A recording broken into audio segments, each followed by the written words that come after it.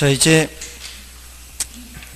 377쪽에 그 토지 취득 방식에 따른 분류부터 보겠습니다. 자, 이거는 좀 간단한 내용들인데요. 1번의 환지 방식 아까 말씀드렸죠. 이거는 이제 2번과 대응해서 생각하면 되고요. 전면 매수 방식 있죠. 전면 매수 방식은 협의 매수가 성립하지 않으면 수용이 기다리고 있는 겁니다. 그래서 매수 방식은 수용 방식과 같은 겁니다. 그래서 1번, 2번을 더한 게 3번이고요. 보통 1번은 권리가 축소된다 이렇게 얘기하고요. 세 번째 줄이죠. 1번의 세 번째 줄. 1번의 세 번째 줄에 권리 축소형. 그리고 전면 매수 방식은 마지막에 권리 소멸형에 해당한다 이렇게. 혼합 방식은 이제 두 개를 합친 거고요. 다음에 신탁 개발은 아까 토지 신탁 했었죠. 다음에 신개발, 재개발, 신개발은 참고, 그 다음에 재개발은, 자, 우리 그 정비 사업의 유형에 따른 구분은 그게 개정이 돼서 이제 6개가 아니고 3개죠. 3개 가나다만 있는데, 주환경 개선 사업은 그대로 주환경 개선 사업이죠. 근데, 주택 재개발 사업은 그냥 재개발 사업이라고 하고, 주택 재건축도 그냥 재건축, 이렇게 바뀌었죠. 그래서, 도시환경정비사업, 라에 있는 도시환경정비사업은 재개발 사업으로 들어가 있죠. 그래서 이게 마바는 없어지고요. 그러니까 라마바는 없어졌다고요. 라마바는 없어지고 그 라마바의 내용이 지금 그 가나다의 나와 다에 섞여 들어가 있어요. 섞여서 들어가 있어요. 근데 이제 뭐 중요도가 그렇게 높지는 않습니다. 공법에서 주거환경 개선 사업 있죠. 주택 재건축이 아니고 그냥 재건축이죠. 재개발, 주택 재개발이 아니고 그냥 재개발이죠. 그렇게 바뀐 겁니다. 안 보셔도 됩니다. 다음에 이제 외관에 따른 개발, 유형 개발, 무형 개발, 복합 개발, 뭐 이거 뭐 참고로 봐주시면 되겠죠. 다음에 이제 부동산 개발의 과정에서는 그 순서대로 아예, 부타, 금건마 이 순서를 묻기는 했는데요. 앞글자 따서 아이디어 단계, 예비적 타당성 분석 단계, 부지 확보, 그다음에 타당성 분석, 금융, 건설, 마케팅 단계, 아예부터 금건마. 자, 여기서 그 예비적 타당성 분석 단계가 지문으로 나온 적이 있는데, 그거는 그 계략적인 분석을 하는 걸 말해요. 계략적 분석. 근데 이제 본타당성 분석이 괄호 4번에 있죠. 본타당성 분석이 4번에 있는데, 그 중에서는 그 동그라미 2번을 보시면, 그 완전한 타당성 분석에는 법, 경, 기 타당성 모두 포함하죠. 자, 이게 이제 복합 개념에 따라 얘기를 하는 거죠. 근데 이 법, 경기 중에서 제일 중요한 거는 뭘까요? 법적 타당성, 경제적 타당성, 기술적 타당성 중에 제일 중요한 거는 경제적 타당성 분석이죠. 법적으로나 물리적으로 문제가 생기더라도 결국은 경제적인 문제입니다. 제가 지난번에 예를 들었었나요? 저기 성남의 서울공항 때문에 제1롯데가 허가가 안 났거든요. 제1롯데가 허가가 안 난 거는 무슨 문제예요? 법적인 문제죠. 법적 타당성을 통과하지 못하면 아예 안 되는 겁니다. 근데 MB정부 들어와서 허가를 해줬죠. 그죠? 그게 참 재미있는 거죠. 어떻게 보면. 그러니까 보수 정권이라고 했는데 사실 보수가 지금 드러나는 걸로 봐서는 그 사람은 보수가 아니죠. 그 사람은 보수가 아니고 그냥 해먹으려고 들어온 거죠. 그러니까 해먹으려고 들어온 거잖아요. 뭐 여기저기 뭐 안 받은 데가 없잖아요. 그리고 지금 얘기 나오는 거는 이제 그 많은 그 자원 외교, 자원 개발, 그게요. 제가 그때도 내가 저희 어머니한테도 말씀을 드렸지만, 아니, 1조를 주고 산 거를, 1조는 얼마요? 만억이잖아, 만억. 만억이란 말 안 쓰잖아. 그러니까 1조라잖아. 1조를 들여서 산 거를 100억 받고 팔았단 말이지, 나중에. 그러니까 1억 주고 산 걸 100만 원 주고 받고 팔았다고요. 그런 이제 하베스트인가 무슨 회사 있어요. 이제 거의 그냥 이 폐광해야 되는 이제 광산으로 치면 그런 거를 사가지고, 근데 그 돈이 어디 갔는지 알 수 없다는 거죠. 그러니까 그런 식으로 나간 돈이 많다는 거예요. 그 순식간에 손실을 봤어요. 손실을 봤는데 그 돈이 정말로 손실인지 서류상의 손실인지 알 수가 없다는 거죠. 이거를 조사를 해볼 필요가 있다는 거예요. 그런 식으로 수탁에 나가서 지금 그 옛날에 이명박이 그 비서관 하던 국회의원 시절에 하던 사람이 이제 외국에서 외자 조달이라든가 이런 일을 하는 사람이 자기가 외국에서 돌아다니면서 일을 하다가 들리는 얘기에 의하면 해외에 있는 MB 돈이 무수히 많다는 얘기를 들었다고. 그래서 자기는 할 엄두가 안 나고 탐사 보도를 할 수 있는 기자가 있으면 그거를 좀 조사해 볼 필요가 있다고 하는데, 제가 봐도 그 너무나 큰 손실이 순식간에 이루어진다는 거죠. 순식간에. 그런 것들을 좀 더 좀 파헤쳐 볼 필요가 있다고 봅니다. 사실은. 순식간에 막 1조에 가까이 돈이 사라진다는 게 있을 수가 없잖아요. 그게 만약에 저쪽에서 판 나라에서 정말 그 돈을 받았는지, 그랬으면 정말로 진짜로 손실이 발생했을 것이고, 진짜로 손실이 발생했다 해도 문제죠. 그게 그렇게 손실이 볼 만한 것들을 타당성 검토를 제대로 하지 않고 막 밀어붙이고 했던 거 아니에요. 너무 많은 손실을 한꺼번에 보니까. 근데 그게 정말로 그 돈을 주고 그 돈 받고 팔고 이렇게 해서 정말로 손실이 발생했는지, 아니면 서류상으로 줬고 돈은 줬는데 이제 서류상으로 넘어가고 우리 국고에서 유출은 됐는데 걔네들한테 입금이 안 됐을 수도 있다는 거죠. 아무튼 그런 이제 저거 할 때도, 제1호 때도 이명박이 허가해 줬잖아요. 이명박이 허가해 준 거, 이명박이. 모르셨어요? 저는 그 관심을 다 하고, 왜냐하면은 아니 그 좌파 정부라고 비난을 하던 그런 측에서 그 좌파 정부의 노무현은 허가를 안 해줬는데 국가 안전보장 때문에. 왜? 전투기가 이착륙을 해야 되잖아요. 전투기가 이착륙을 해야 되는데 앞에 500m 되는 건물이 들어서면 이착륙을 못하니까, 그러니까 허가를 안 해준 거 아니에요. 근데 뒤늦게 와가지고 이제 허가를 해줬을 때는 또 냄새가 나지 않냐 이 말이지. 또 돈 받은 거 있지 않냐 이 말이에요. 제가 왔을 때는. 그러니까 국가 안전보장을 이유로 허가를 안 해줬는데 그걸 허가를 해줬다는 거죠.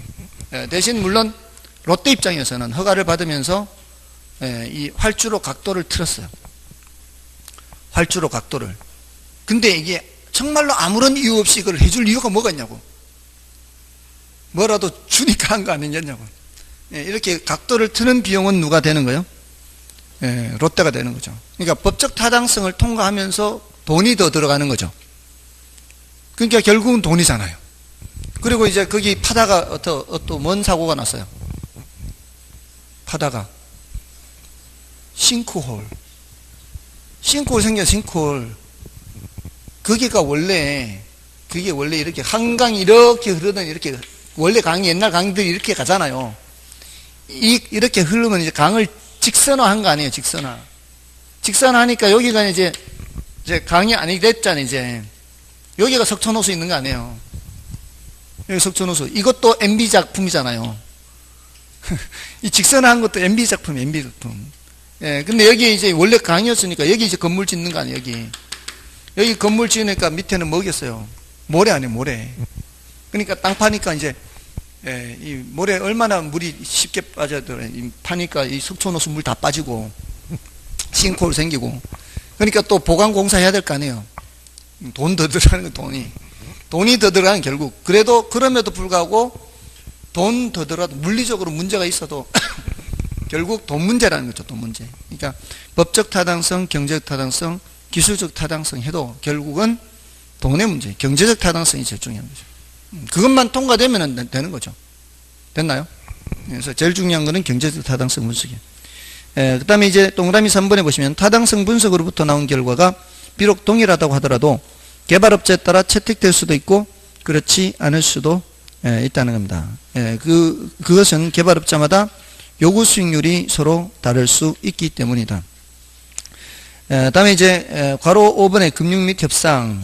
이거는 뭐 이제 본타당성이 통과가 돼야 되는 거죠. 본타당성이 통과가 돼야 뭐를 자금을 융통하고, 자금이 융통이 돼야 뭐를 하는 거예요? 건설을 하는 거죠. 그 다음 단계는 그런 거죠.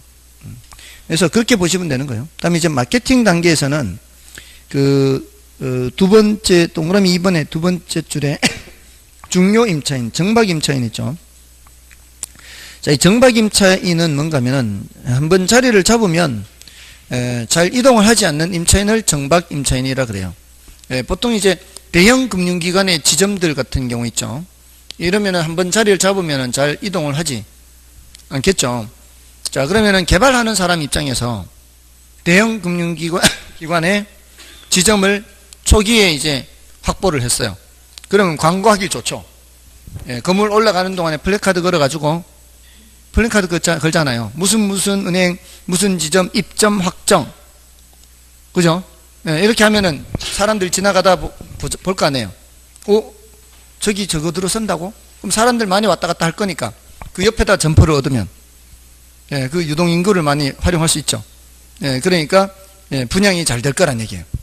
그러니까 이 초기에 이런 정박 임차인을 확보하는 것이 중요하다라고 하는 거죠. 자, 이제 부동산 개발의 위험과 타당성 분석하는데요.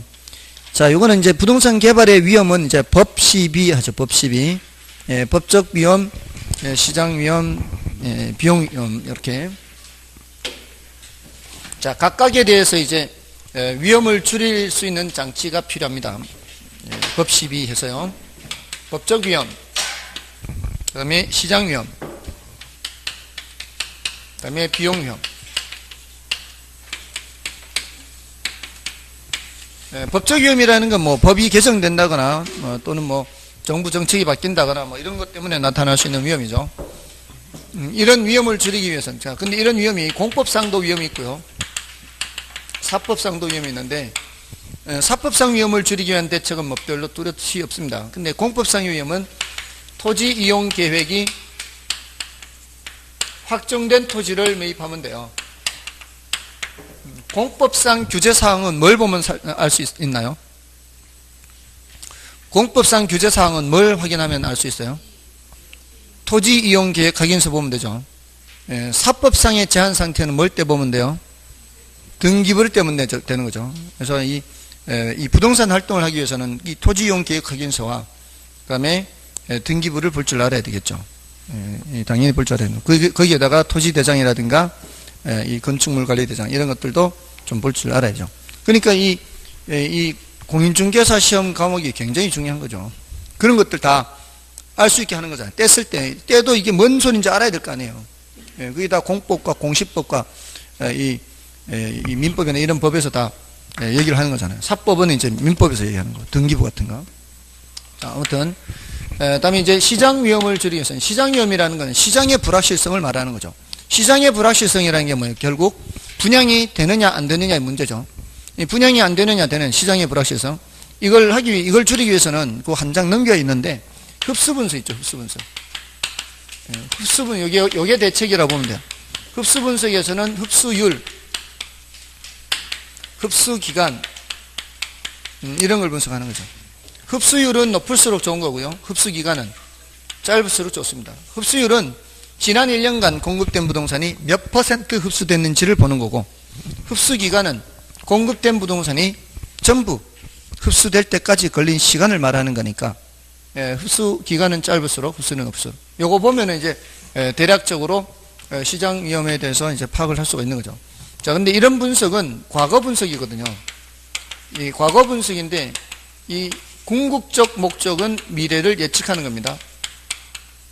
궁극적 목적은 미래 예측. 자, 이런 정도고요. 자, 그 시장 위험과 관련해서 이 시장 위험을 이제 어떻게 좀 조절을 할 수 있는가 하면은, 그 그래프가 있죠. 그 382쪽에. 자, 382쪽에 그 그래프 바로 위에 뭐라고 있어요? 따라서 개발업자는 어느 시점에서 매도 또는 임대를 하여 위험을 최소화하고 수익률을 최대로 할 수 있을 것인지를 세밀히 검토해야 한다. 이제 시장 상황에 따라서 이 말이에요. 그죠? 그러니까 처음에 팔면은 말이에요. 처음에 초기에 이 개발 사업 초기에 팔면은 위험도가 높거든요. 그 사는 사람 입장에서는. 그러니까 개발업자 입장에서는 초기에 팔면은 좋겠지만 사는 사람 입장에서는 위험도가 높다라고 생각할 수 있잖아요. 이게 아직 어느 정도밖에 진행이 안 된 상태이기 때문에 그러면은 그때는 내가 비싼 돈 받고 팔 수가 없어요. 개발업자 입장에서는. 그죠? 그러니까 그 초기에 파는 사람 입장에서는 위험도가 높기 때문에 싸게 팔 수밖에 없어요. 그럼 이제 대신 사는 사람은 위험을 안고 사기는 하지만 대신 싼 값에 살 수가 있죠.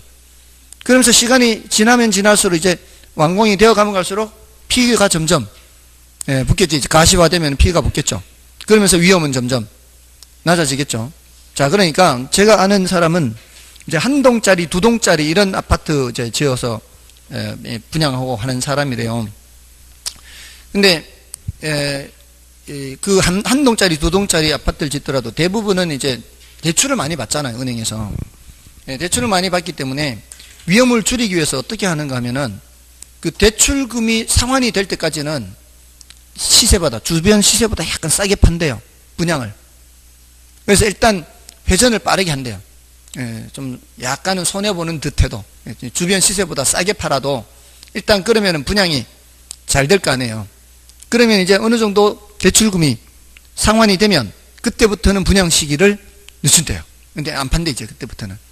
안 팔고 이제 어떤 경우에는 가격이 마음에 안 들면은 아예 그냥 회사 보유분으로 그냥 갖고 있다가 그걸 이제 세를 넣는 거죠. 심하면은 영 이제 가격이 안 맞으면.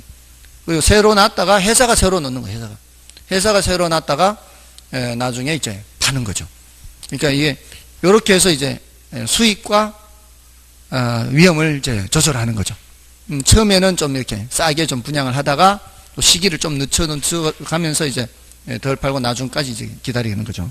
그런 식으로 이제 매도 또는 임대를 이제 조절을 하는 겁니다. 시장 상황에 따라서.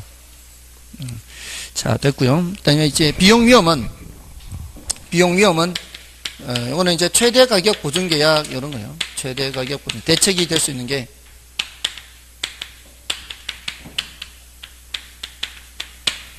요거는 이제 개발 기간 동안 비용이 많이 올라갈 수 있잖아요. 뭐 인플레라든가 또는 환율 또는 공사 기간 연장 이런 것들이 비용 위험에 영향을 미칠 수 있거든요. 그죠? 인플레나 환율, 공사기간 연장. 이게 공사기간 연장되면 무슨 비용이 많이 발생해요? 금융비용, 이자. 금융비용이 많이 발생하기 때문에 이런 것들 때문에 이제 나타나는 위험입니다. 자, 이 정도고요. 다음에 그래서 뭘 하는 거예요? 그래서 이런 위험을 줄이기 위해서 대책이죠. 최대 가격 보증 계약을 맺어서 좀 이런 위험을 줄일 수 있다 이런 겁니다. 대신 이제 이런 계약을 맺을 때 처음서부터 계약 금액이 높을 가능성은 있죠. 여기 이제 부동산 개발의 위험과 관련되는 거고요. 그다음에 이제 부동산 개발의 타당성 분석에서는 그 GCC 타투, 자, 요걸 이제 좀 체크를 해야 되는데, G는 이제 지역 경제 분석, 그다음에 C는 시장 분석, 두 번째 C는 시장성 분석, 그다음에 타당성 분석, 투자 분석 이렇게요.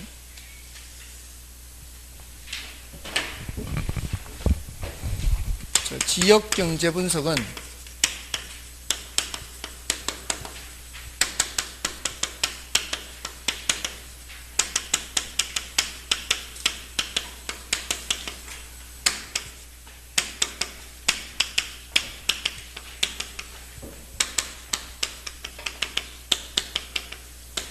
자, 앞글자 따서 이렇게 GCC 타투 외우는데 요 순서를 물은 적도 있으니까 요 순서를 기억하시고요. 특히 시장 분석하고 시장성 분석을 헷갈리지 않도록 해야 되겠죠. 여기서 이제 지역 경제 분석이라는 거는 그 지역의 총량 분석이요. 지역의 총량 분석. 전반적인 걸 다 보는 거예요. 전반적인 다 보는 거예요. 자, 왜냐면 자, 이게 사실 가장 중요한 게 지역의 총량에 가장 중요한 게 인구거든요. 인구. 여러 가지 중에 우리가 뭐 좀 사업을 하자면 사람이 있어야 되지 않나요? 사람이 있어야 뭘 해도 할 거 아니에요. 그래서 인구가 제일 중요합니다. 그러니까 어떤 부동산을 개발한다고 할 때 어떤 종류의 부동산이 어떤 지역에 될지 안 될지는 일단 그 지역에 일단 인구를 좀 봐야 되고요. 또 그 지역의 산업 구조도 봐야 되고요. 고용 상태도 봐야 되고요. 소득 수준도 봐야 되고요. 이 전반적인 걸 다 봐야 되는 거예요. 그래야 이 부동산을 개발했을 때 대략적으로 좀 될란지 안 될란지 이런 게 나오는 거죠. 그러니까 제가 이 거제하고 울산을 많이 예를 드는데 거기가 우리나라에서 1, 2위 도시였죠. 혹시 거제 가보셨나요? 저는 거제를 몇 년 전에 처음 가봤어요. 몇 년 전 처음 가봐서 거제가 그런 도시라는 데를 몰랐어요, 사실은. 삼성중공업 뭐 이렇게 우리나라의 조선소가 거기에 있다는 것을 몰랐었어요. 근데 그 몇 년 전에 이제 처음 가봤는데 가기 전에 이제 거제에서 좀 거제에 대해서 들었는데 거기 물가가 굉장히 비싸다는 거예요. 아니 거기 왜 물가가 비싸요? 그랬더니 거기가 이 돈이 많은 동네라. 돈이 많은 동네니까 그렇게 비싸다는 거예요. 그러니까 돈이 많으니까 아무래도 돈 많은 동네 뭐 이렇게 사람들이 소비하는 물품들도 이렇게 고급스러운 거 이렇게 많이 하고 그렇다는 거예요. 거기는 뭐 개도 10,000원짜리 물고 다닌다 그러고 뭐 이렇게 그렇게 얘기를 하니까 그래서 난 야 그래요? 그럼 거기는 알바비도 비싸겠네요. 알바비도 비싸네. 알바비도 사람을 못 구하니까. 그러니까 돈 많은 동네는 사람이 귀하거든요. 다들 돈 잘 벌고 하니까 누가 험한 일 안 하려고 할 거 아니에요. 그러니까 그런데 사람이 가야 되는 거예요. 갖고 있는 게 몸뚱아리밖에 없으면 그런데 가야 되는 거예요. 돈 많은 동네 가야 되는 거죠. 그러니까 80년대, 70년대, 80년대 우리나라 사람들 외국으로 이민 많이 갔잖아요. 가가지고 여기서 공무원 생활, 여기서 교사 생활 해도 미국에 가서 세탁소를 운영해도 그거 가서 돈 벌었잖아요. 그래. 아무튼 저도 아는 선배가 미국 갔는데 뭐죠 정원사 가위 들고 이렇게 하는 거. 이거 서울대 나왔어요.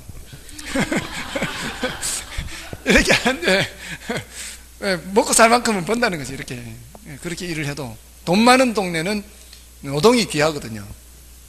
그리고 사람이 많은 곳은 뭐가 귀해요? 돈이 귀해. 돈 있는 사람은 사람 많은 곳에 가서 사업을 해야 된다고요. 그러니까 우리나라 자본이 어디로 가는 거예요? 동남아로 가잖아요. 우리나라 자본이 동남아로 가잖아요. 동남아에 이게 사람 많은데 인건비 싸니까 거의 돈 가지고 가야 되는 거지. 이게 철칙이에요. 철칙. 수요 공급이에요. 수요 공급. 자본이 많잖아요. 그럼 자본의 가치는 낮은 거예요. 노동의 가치가 올라가는 거죠. 노동이 많은 곳은 노동의 가치가 낮습니다. 자본이 가야 대접받는 거죠. 여자가 많으면 여자 가치가 낮아요. 그런 곳에 남자가 가야 되고요.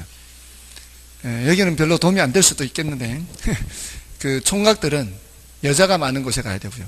아가씨는 남자 많은 곳에 가야 돼요. 혹시 총각이에요? 총각이에요? 예? 총각이면 이제 이런 여자 말고 결혼한 여자 말고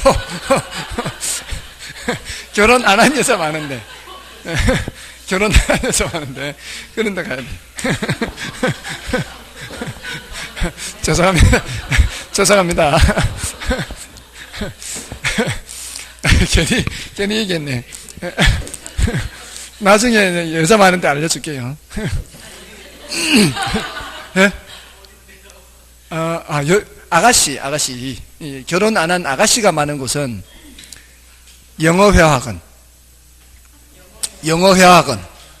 영어회화학원은 남자보다 여자가 훨씬 많아요.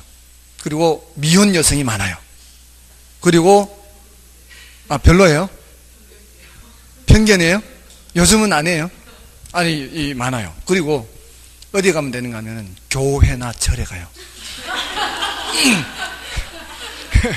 종교활동을 하는 사람은 여자가 압도적으로 많아. 절도 마찬가지예요. 여자가 압도적으로 많아요. 거기도 아줌마가 많아요. 그러면 안 되는데.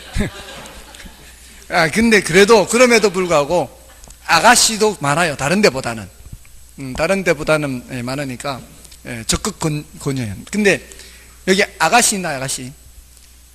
총각 많은 데는 알 수가 없어요, 제가. 어디가 총각이 많은지 그건 잘 모르겠어요. 집에 있어요. 자, 아무튼 인구가 많아요. 인구가 제일 중요해요. 그리고 그 지역의 산업이라든가 이런 게 중요한데, 그 지역의 산업 같은 것도 중요하다고요. 그래야 그 지역이 지금 지금 거제나 저기 울산 같은데 지금 조선이 안 좋으니까 지금 소득 수준이 많이 떨어질 거 아니에요. 고용 상태도 안 좋을 거 아니에요. 이런 데다가 뭘 지어가지고 한다? 이거 좀 별로 바람직하지 않거든요.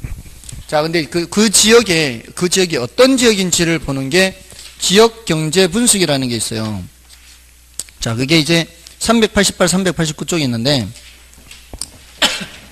자, LQ를 좀 이렇게 설명을 드릴게요, LQ. 자, 이제 지역 경제 분석과 관련한 내용이에요. 그 지역이 이제 어떤 경제적으로 어떤 지역인지를 보는 거예요.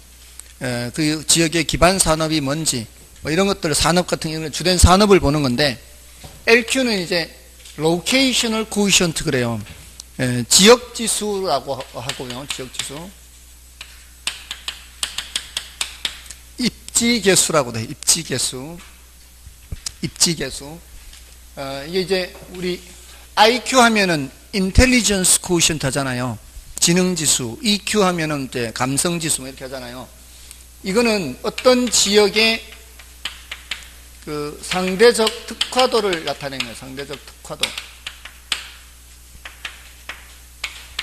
특화도. 자, 예를 들어 A 지역에 농업에, 공업에, 상업에 종사하는 사람이 여기가 이제 20%, 10%, 20%, 30%, 50%. 이게 전국적으로 봤을 때 농업에 종사하는 사람이 10%, 30%, 60%. 이렇게 이제 전체는 이제 100%가 돼야 되겠죠. 100%. 자, 이럴 때 A라는 지역이 어디에 특화되어 있느냐? A라는 도시는 농업도시냐, 공업도시냐, 상업도시냐? 이렇게 할 때 무슨 도시? 농업도시라 해야 돼. 농업도시. 상대적이라 그래요. 상대적. 절대적인 숫자를 보는 게 아니라 상대적으로 봐야 된다 이 말이에요. 절대적인 수준은 낮아도 전국에 경제 활동을 하는 사람 중에 10%가 농사 짓는 사람이에요. 근데 이 지역은 농사 짓는 사람이 20%예요. 그러면 전국 평균보다 더 높잖아요. 그러면은 전국 평균에 비해서 모자라는 지역도 있을 거 아닌가요? 이게 평균이니까. 모자라는 지역은 농산물 생산이 별로 안 되는 지역이죠. 그럼 그런 지역은 이 지역에 가서 농산물을 사가지고 와야 되겠죠. 그러면 이 지역은 농산물을 다른 지역으로 수출하는 지역이다. 이렇게 얘기할 수 있어요. 그러면 이제 우리가 보통 이렇게 하죠. 야, 거기는 도대체 그 동네 뭘 먹고 사냐? 뭘 먹고 살기는? 밥 먹고 살겠지만, 농사 지어서 번 소득으로 먹고 산다 이 말이죠. 그 지역은 뭐 먹고 사냐? 거기는 관광이 있잖아. 관광. 그러니까 관광해서 이제 오는 사람들이 이렇게 거기서 소비하는 그 소득으로 뭐 공산품도 사서 쓰고 이렇게 밥도 사 먹고 이렇게 한다 이 말이에요. 뭔 뜻인지 아시겠죠? 그러니까 이게 상대적으로 어디에 특화되어 있다? 농업에 특화되어 있다 이렇게 하는 거예요. 그래서 이 LQ라는 걸 계산을 할 때는 전국의 특정 산업의 고용비 분의 지역의 특정 산업의 고용비, 전국 비분의 지역, 여기를 특정 산업이라 하거든요. 특정 산업이라고 돼 있죠. 우리 교재는. 특정 산업이라고 돼 있는 이유는 여기가 농업이 들어갈 수도 있고 공업이 들어갈 수도 있고 상업이 들어갈 수도 있으니까 일단 표현은 이렇게 하는 거예요. 이 값이 1보다 크면 뭐고요? 수출 기반 산업이에요. 이 수출 기반 산업. 1보다 작으면 수입 산업이에요. 1이면 자급 자족 산업이에요. 자, 여기 일단 여기까지가 중요하고요. 그 다음에 이제 경제 기반 승수라는 게 있는데, 경제 기반 승수. 자, 이거는 중요도는 좀 낮고 난이도는 높아요. 이제 한 번 정도 설명드리는 건데, 자, 이거를 분석을 하면은, LQ 분석을 하면은 일단 기반 산업이 뭔지를 알 수가 있거든요. 여기 지금 기반 산업이 농업이에요.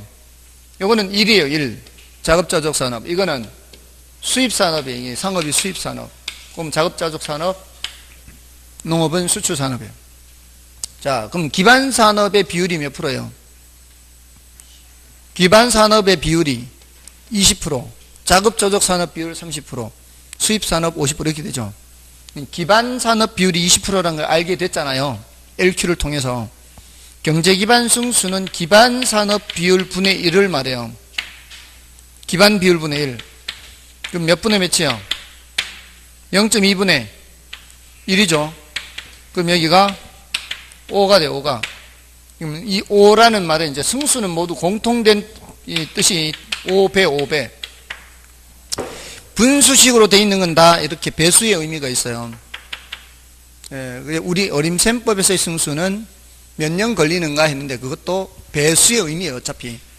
예, 그게 10년 걸린다 이 소리는 총소득의 10배만큼이다, 총투자액이. 그 소리거든요. 자, 이게 뭔 소린가 하면 기반 산업에, 이 농업에 일자리가 100개가 늘어나면 그 지역 전체 일자리는 100 곱하기 5만큼 늘어나요. 전체 일자리는. 이는 파급 효과를 얘기하는 거예요. 파급 효과. 예, 그 일자리만 늘어나는 게 아니라는 얘기예요. 여러분들 그 성주 참외 유명한 거 아십니까? 성주 참외가 보통 언제부터 수확하죠? 한 5월부터 수확하나요? 자, 5월부터 아마 5월, 6월, 뭐 한 달이나 한두 달 정도. 그 수확할 때 되면은 사람 일손이 모자라서, 예, 다른 지역에서 뭐 봉고차나 뭐나 해가지고 뭐 잔뜩 사람들이 와서, 예, 거기서 일을 한대요. 그러니까 그 기간 동안은, 예, 여러 군데서 사람들이 오는 거죠. 자, 그러면은 그 일자리가 100개라고 치자고요. 그럼 그 100개만 느느냐? 그게 아니래요. 그때 되면은 전국에 다방 아가씨들도 온대요. 그 돈이 도니까 그 돈 보고, 그러니까 왜냐하면 그 일하러 온 사람들이 일하고 밥만 먹고 잠만 자는 게 아니잖아요.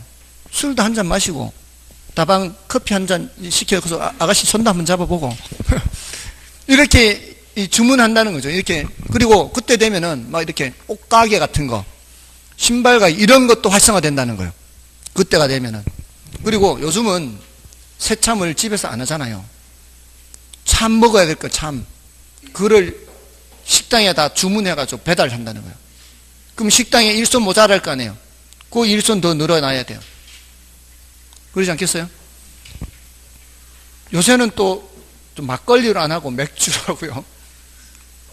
참이 맥주, 막걸리 아니고 뭐 이렇게. 아무튼 이렇게 파급 효과가 있다는 파급 효과. 그 파급 효과를 이걸로 알 수 있다는 거예요. 경제 기반 승수는. 이게, 예, 뉴스에서 우리 왜 일자리 창출 효과 이런 말 하잖아요. 그거예요, 그거. 네, 이런 경제 기반 승수란 LQ를 먼저 알아야 뭐를 알 수 있는 거예요? LQ를 알아야 경제 기반 승수를 알 수 있죠. 그러니까 LQ가 중요한 거예요. 예, 근데 우리 시험에서는 이제 주로 계산 문제로 나왔어요. 계산 문제로 나왔는데 계산 자체는 어렵지 않아요. 왜? 요것분에 요거 하면 되니까. 그죠? 근데 우리 시험에서는 퍼센트를 안 알려주겠죠. 퍼센트를 내가 계산해서 해야죠. 요거 몇 명, 전체 몇 명 하면 퍼센트를 내가 계산해야 되고, 요거 몇 명 하면은 퍼센트를 내가 계산하면 되는 거예요. 그래서 퍼센트를 계산해서 요것분에 요거 하면 되니까 어려운 계산은 아닌 거죠. 이것도 퍼센트 계산하면 되니까. 됐나요? 자, 그럼 이 경제 기반 승수를 이용해서 그 지역의 기반 산업의 일자리 변화가 그 지역 전체 일자리 변화에 미치는 영향을 알 수 있어요, 없어요? 알 수 있죠. 그러면 그 경제 기반 승수를 통해서 일자리 변화가 그 지역 전체 인구 변화에 미치는 영향 알 수 있을까요, 없을까요?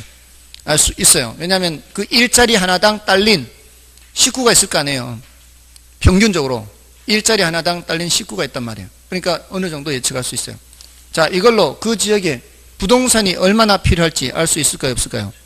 있다고요. 주택이 얼마나 필요한지, 상가가 얼마나 필요한지. 세종시는 그러지 않았을까요? 세종시도 마찬가지죠. 여기 공무원이 몇만 명이라 그러죠? 2만 명인가? 몇만 명? 15,000명인가? 자, 공무원 2만 명 늘면은 그 공무원들은 밥 안 먹고 사나요? 뭐 식당도 있어야 되고, 뭐 유흥주점도 있어야 되고, 뭐 이런 여러 가지가 이 종류들이 있어야 될 거 아니에요. 그리고 그 한 가구당 딸린 식구들이 있어야 될 거 아니에요? 그럼 거기에 평균적으로 초등학생 몇 명, 중학생 몇 명, 고등학생 몇 명, 이렇게 다 통계 자료가 있을 거 아니에요? 그러니까 통계 자료가 굉장히 중요한 거예요. 그러니까 10년마다 인구 총조사하잖아요. 내후년에 할 거예요. 이제 2010년에, 2020년에 10년마다 총조사하고 5년마다 간이조사하잖아요. 그런 통계 자료가 있어야 그런 거를 할 수가 있거든요. 근데 여기는 이제 그 통계 자료를 해도 이게 예측이 벗어난 거죠. 여기는. 왜냐하면 평균적인 숫자로 해가지고 초등학생 몇 명, 중학생 몇 명, 고등학생 몇 명 이렇게 했는데 여기 온 사람들이 고등학생 자녀를 둔 사람들은 안 내려온 거죠.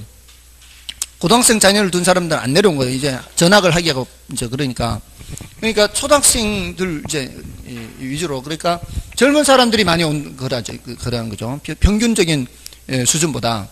그러니까 세종시가 전국에서 평균 연령이 제일 낮은 지역이죠. 저는 높이는데 일주를 하고 있지만 많이 높이고 있지만 제가 첫말에 왔을 때 초등학교 교실이 모자랐어요. 모자라서 그 옆에 고등학교 교실을 썼어요. 예측이 벗어난 거지. 생각보다 젊은 사람들이 너무 많이 들어온 거죠. 그러니까 초등학교가 교실이 모자란 거죠. 그러니까 특성화 학교 해가지고 무슨 뭐 과학 특성화, 무슨 영어 특성화 하면 과학 특성화하면 실험실이 있어야 되고 영어 특성화하면 랩실이 있어야 되고 이런데 이런 거를 활용을 못하는 거죠. 교실이 부족하니까 이런 걸 교실로 만들어야 되니까. 그래서 아무튼 그렇지만 어느 정도는 그렇게 예측을 해야 하는데 그런 게 이제 다 이런 걸로 시작하는 거예요. 경제 기반 분석. 됐나요? 그때 써먹는 거예요. LQ, 경제 기반 승수 이렇게 써먹는 거예요. 그러니까 전체적으로 이게 어떻게 써먹는 거구나 하고 그냥 의미를 알고. 근데 원래 작년엔 제가 안 나온다고 해서 안 나왔어요. 왜냐하면 저작년에 나왔기 때문에 매년마다 나올 수 있는 그런 주제는 아니거든요. 근데 이제 1년 건너뛰었는데 원래도 그렇게 중요도가 높지는 않지만 한 번 정도는 말씀드리는 주제고요. 그게 이제 여기 지역 경제 분석, 경제 기반 분석에서 나오는 얘기고요. 그다음에 시장 분석은 시장하면 뭐 생각하라 그랬어요?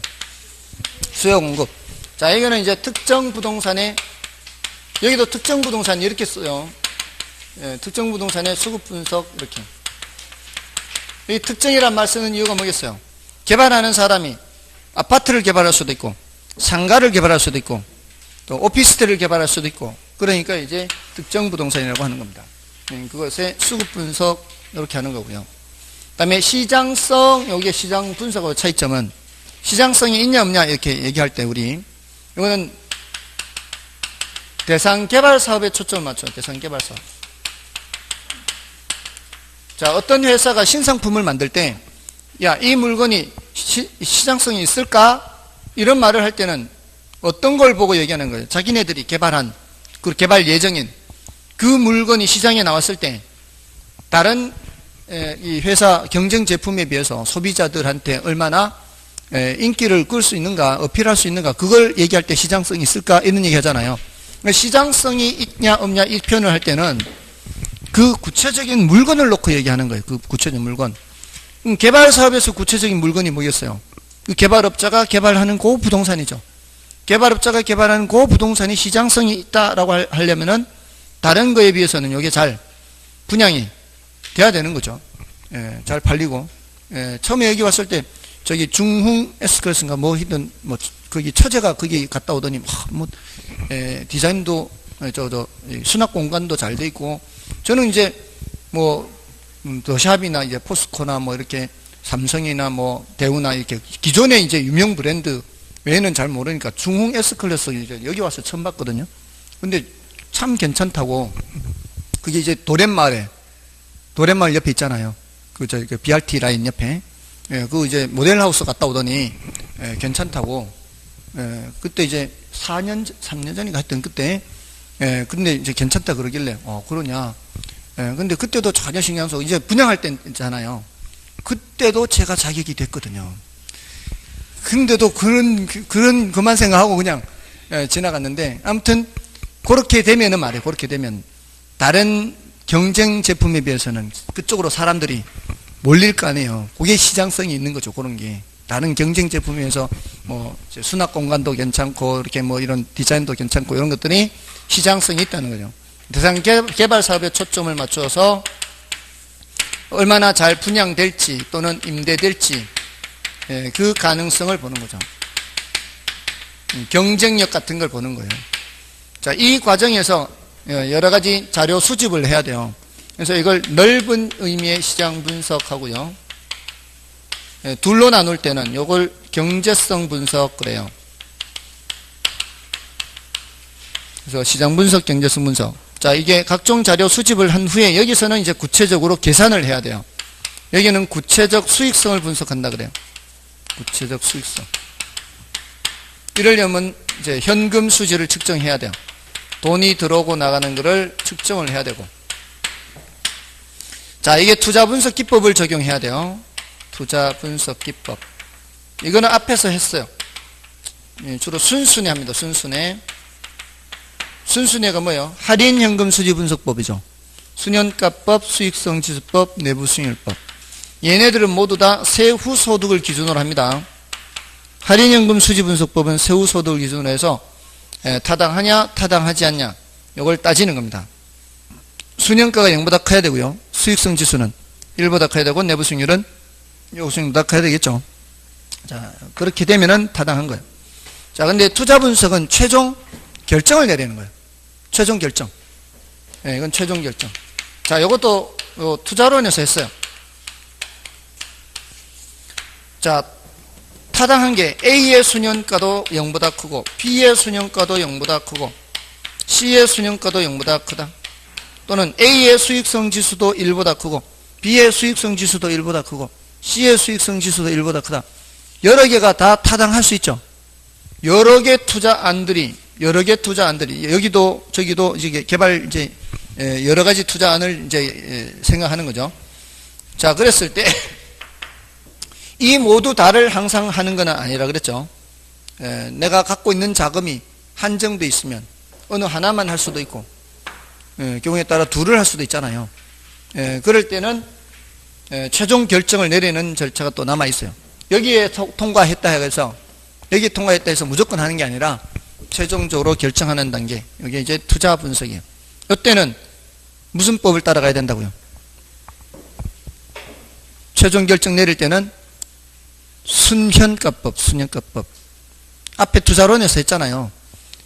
이게 여러 가지 대안이 있을 때 투자자의 부를 극대화하는 방법은 뭐다? 순현가법이다. 이렇게. 자, 됐죠? 자, 그렇게 해서 지, 시, 시, 타투, 자, 순서를 보고요. 다음에, 교재 보실 때는 뭐, 거의 다 말씀을 드렸는데요. 문제 하나만 풀고 좀 마치도록 할까요? 386쪽에, 부동산 개발에 관한 설명으로, 옳은 설명으로 묶인 것은 이제 문제가 있습니다.